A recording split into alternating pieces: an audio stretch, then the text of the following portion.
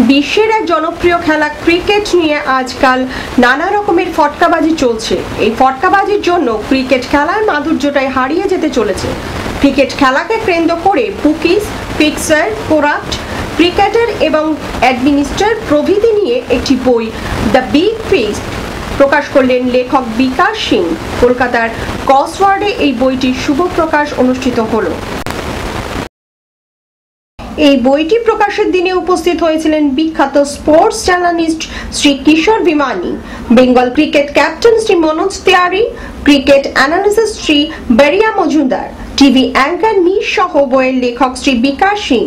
বিশেষত জনপ্রিয় cricket league T20 নিয়ে লেখা হয়েছে এই বইতে। খেলা নিয়ে যে ফিক্সিং চলছে এবং এর ফলে একজন বিশিষ্ট প্রশিক্ষণের রহস্যজনক মৃত্যু, তারই অনুসন্ধান নিয়ে পুঙ্খানুপুঙ্খানুভাবে আলোচনা করা হয়েছে এই বইতে। It's described as a cricketing thriller.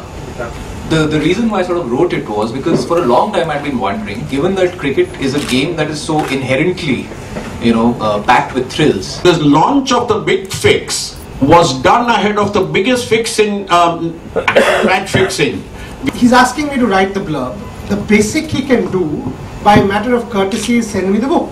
I kept harassing him, send me the book. He sent me 116 pages saying my publishers are refusing